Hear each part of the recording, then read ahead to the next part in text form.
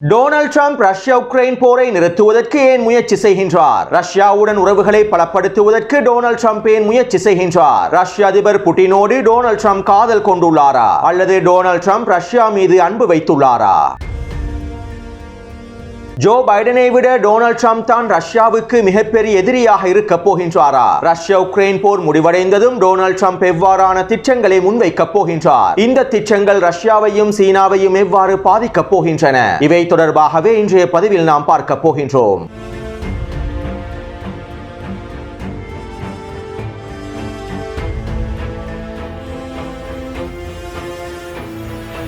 அமெரிக்காவுக்கு தற்போது இருக்கக்கூடிய மிகப்பெரிய பிரச்சனையே அவர்களுடைய பொருளாதார சுமையாகும். அமெரிக்காவின் மொத்த கடன் சுமைகள் அதிகரித்திருப்பதே அவர்களுக்கான பிரதான பிரச்சனையாகும். தற்போது அமெரிக்காவின் மொத்த கடன்கள் 36 டிரில்லியன் டாலர்களுக்கும் அதிகரித்துவிட்டது.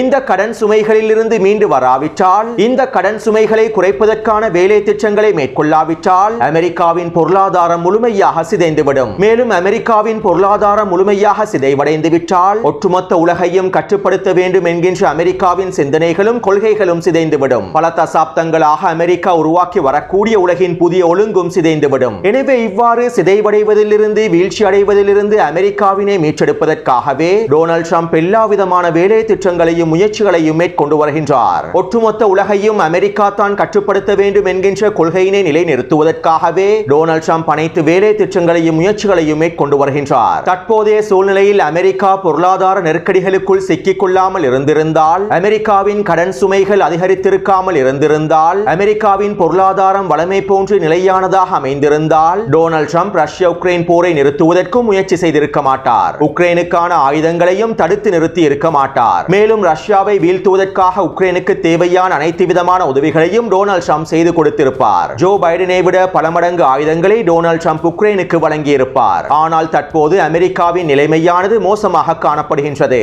அமெரிக்காவின் பொருளாதார சுமைகளும் கடன் சுமைகளும் உச்ச அளவை எட்டியுள்ளன. மேலும் அமெரிக்காவின் பொருளாதாரத்தை சிதைக்கக்கூடிய, அமெரிக்காவின் கொள்கைகளை சிதைக்கக்கூடிய ரஷ்யாவின் சிந்தனைகளும் வேகமாக வளர்ச்சி அடைந்து வருகின்றன. ரஷ்யாவின் பிரிக்ஸ் கூட்டமைப்பும் மல்டிபோலார் வேர்ல்ட் சிந்தனைகளும் அமெரிக்காவின் சிந்தனைகளை வீழ்த்துவதற்காக செயற்பட்டு வருகின்றன.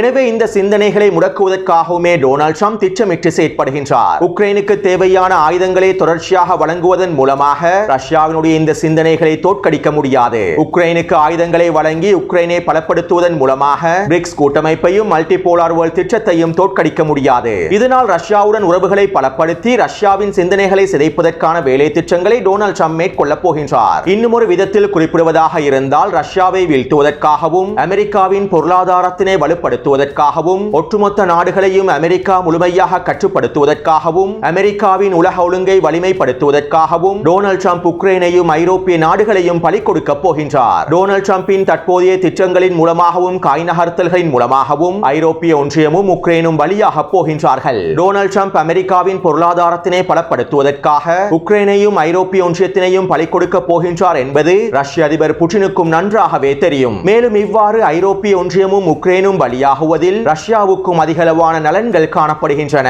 ஐரோப்பிய ஒன்றியத்தின் வீழ்ச்சியும் உக்ரைனினுடைய வீழ்ச்சியும் ரஷ்யாவுக்கு மிகப்பெரிய பலத்தினை ஏற்படுத்தும். மேலும் கடந்த 2 வருடங்களுக்கு மேலாக நடைபெற்று வரக்கூடிய யுத்தத்திற்கு செலவழிக்கப்பட்ட அனைத்து செலவுகளையும் ரஷ்யா இதன் மூலமாக மீட்டெடுத்துக் கொள்ளும். உண்மையிலேயே தற்போது டொனால்ட் ட்ரம்பும் ரஷ்ய அதிபர் புட்டின் அவர்களும் ஒரு சதுரங்க ஆட்டத்திலே இருக்கின்றார்கள். இந்த சதுரங்க ஆட்டத்திலே தான் 10 நகர்வுகள் புட்டினை விட முன்னோக்கி இருப்பதாக டொனால்ட் ட்ரம்ப் நினைக்கின்றார். இந்த சதுரங்க ஆட்டம் முழுவதையும் தான் கட்டுப்படுத்துவதாக டொனால்ட் ட்ரம்ப் நினைக்கின்றார். மேலும் இந்த சதுரங்க ஆட்டத்திலே டொனால்ட் ட்ரம்ப் வெற்றியை நோக்கி நகர்ந்து கொண்டிருக்கின்றார் என்பதனையும், டொனால்ட் ட்ரம்ப் தான் 10 நகர்வுகள் முன்னோக்கி இருக்கின்றார் என்பதனையும் டொனால்ட் ட்ரம்ப் நம்ப வேண்டும் என்பதற்காகவே ரஷ்ய அதிபர் புட்டின் அவர்களும் நாடகம் ஆடுகின்றார். அதே நேரம் இந்த சதுரங்க ஆட்டத்திலே புட்டினுக்கும் பல சவால்கள் இருக்கின்றன.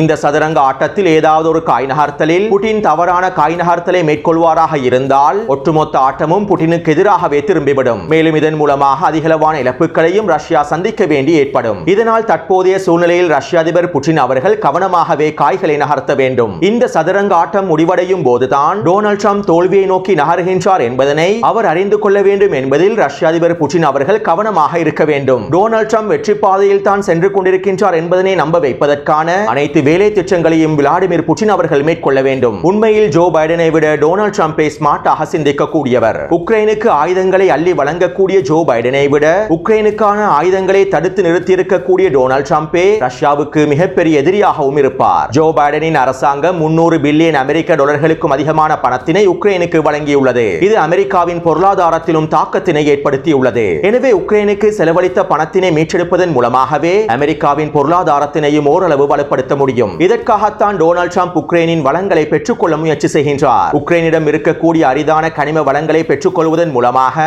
இந்த இழப்புகளை சரி செய்ய முடியும் என டொனால்ட் ட்ரம்ப் திட்டமிடுகின்றார். ஐரோப்பிய நாடுகளும் ஐரோப்பிய ஒன்றியமும் உக்ரைனுக்கு யூரோக்களை கடன்களாகவே வழங்கியுள்ளன. ஆனால் அமெரிக்கா உக்ரைனுக்கு இவற்றினை கடன்களாக வழங்கவில்லை. மேலும் அமெரிக்கா உக்ரைனுக்கு வழங்கியிருக்கக்கூடிய பல பில்லியன் அமெரிக்க டாலர்களுக்கு என்ன நடந்தது என்பதற்கான கணக்குகள் கூட இன்னும் இல்லை. எனவே இவற்றினை மீட்டெடுப்பதற்காகவும் இதன் மூலமாக அமெரிக்காவின் பொருளாதாரத்தினை பலப்படுத்துவதற்காகவுமே டொனால்ட் ட்ரம்ப் உக்ரைனோடு கனிம வளங்களை பெற்றுக்கொள்ளக்கூடிய ஒப்பந்தத்தினை கைச்சாத்திடுவதற்கு முயற்சி செய்கின்றார். அடுத்து மிக முக்கியமாக ரஷ்யா உக்ரைன் போரை நிறுத்துவதன் மூலமாக ரஷ்யா உக்ரைன் போரை முடிவுக்கு கொண்டு வருவதன் மூலமாக இராணுவ செலவுகளை குறைப்பதற்கும் டொனால்ட் ட்ரம்ப் திட்டமிடுகின்றார். அமெரிக்காவின் பொருளாதாரம் பலவீனம் அடைந்திருப்பதற்கான காரணங்களில் மிக முக்கியமான காரணியாக இராணுவ செலவுகள் காணப்படுகின்றன. அமெரிக்காவின் இராணுவ செலவுகளை கட்டுப்படுத்தாமல் அமெரிக்காவின் பொருளாதாரத்தினையும் வளப்படுத்த முடியாது. எனவே டொனால்ட் ட்ரம்ப் ரஷ்யாவுக்கும் உக்ரைனுக்கும் இடையிலே போரை நிறுத்திவிட்டு ரஷ்யாவுக்கும் உக்ரைனுக்கும் இடையிலே ஒப்பந்தத்தினை ஏற்படுத்திவிட்டு உலகளாவிய ஆயுத கட்டுப்பாட்டு திட்டத்தையும் டொனால்ட் ட்ரம்ப் முன்வைக்கப் போகின்றார். அதாவது டொனால்ட் ட்ரம்ப் அனைத்து நாடுகளுக்கும் ஆயுத கட்டுப்பாடுகளை விதிப்பார். தற்போதைய சூழ்நிலையில் ஆயுத பந்தயத்தில் ஆயுத உற்பத்தி போட்டியில் அமெரிக்காவினால் ரஷ்யாவையும் சீனாவையும் தோற்கடிக்கவே முடியாது. தற்போது அமெரிக்காவை விட ரஷ்யாவும் சீனாவும் ஆயுத உற்பத்தியில் முன்னிலை வகிக்கின்றார்கள். மேலும் அமெரிக்கா இவர்களை தற்போது தோற்கடிப்பதற்கு விரும்பினால் இந்த ஆயுத உற்பத்தி பந்தயத்திலே களமிறங்கினால் அமெரிக்காவின் பொருளாதாரம் முழுமையாக சிதைந்துவிடும். ரஷ்யாவையும் சீனாவையும் தோற்கடிப்பதற்காக இந்த ஆயுத உற்பத்தி பந்தயத்திலே அமெரிக்கா களமிறங்கினால் அமெரிக்கா முழுமையாக திவாலாகிவிடும். இதனால் அமெரிக்கா இந்த ஆயுத உற்பத்தி பந்தயத்தினை ஆயுத உற்பத்தி போட்டியினை முழுமையாக சிதைக்கப் போகின்றது. டொனால்ட் ட்ரம்ப் இந்த ஆயுத உற்பத்தி போட்டியினை முழுமையாக நசுக்கப் போகின்றார். இதற்காகவே உலகளாவிய ஆயுத கட்டுப்பாடுகளையும் முழுமையாக விதிப்பார். மேலும் இந்த ஆயுத கட்டுப்பாடுகளில் மிக முக்கியமாக அணு ஆயுதங்களும் உள்ளடங்கப்படும். அதாவது ரஷ்யா உக்ரைன் போர் முடிவுக்கு கொண்டு வரப்பட்டதும் ரஷ்யா அதனுடைய அனைத்து ஆயுதங்களையும் கட்டுப்படுத்த வேண்டும். ரஷ்யா அதனுடைய அணு ஆயுதங்களை முழுமையாக நீக்க வேண்டும். அணு ஆயுத உற்பத்தியினை முழுமையாக நிறுத்த வேண்டும். அதே போன்று சீனாவும் அவர்களுடைய ஆயுத உற்பத்தியை கட்டுப்படுத்த வேண்டும். அணு ஆயுத கொள்கைகளுக்கு முரணாக எதுவுமே செய்யக்கூடாது. அணு ஆயுத உற்பத்திகளையும் முழுமையாக முடக்க வேண்டும் என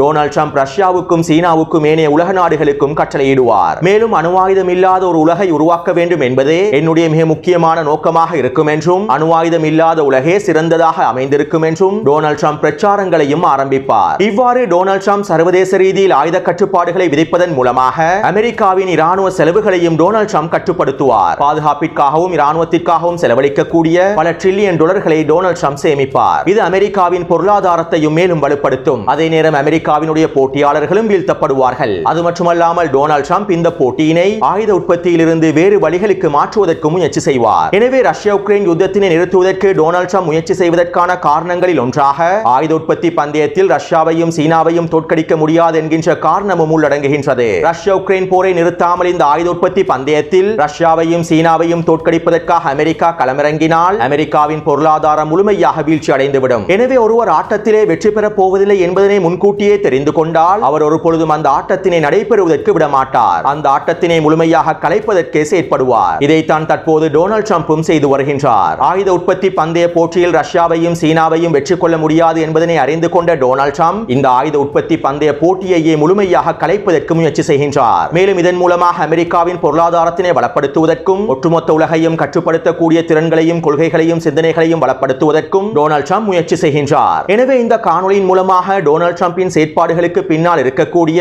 மிக முக்கியமான நகர்வுகளை நீங்கள் தெளிவாக புரிந்து கொண்டிருப்பீர்கள் என்று நான் நினைக்கின்றேன். மேலும் நாம் எப்போதும் உலக அரசியலை நேர்கோணத்தில் மாத்திரம் பார்க்க கூடாது. டொனால்ட் ட்ரம்பின் சதுரங்க ஆட்டத்தினையும் அவருடைய காய் நகர்த்தல்களையும் நாங்கள் தெளிவாக அவதானிப்போமாக இருந்தால் இலகுவாக டொனால்ட் ட்ரம்பினுடைய இந்த உலக அரசியலை எங்களுக்கு தெளிவாக புரிந்து கொள்ளலாம். எனவே இந்த காணொளி தொடர்பான கருத்துக்களை பதிவிடுங்கள். தொடர்ந்து என்னுடன் இணைந்திருங்கள். நன்றி, வணக்கம்.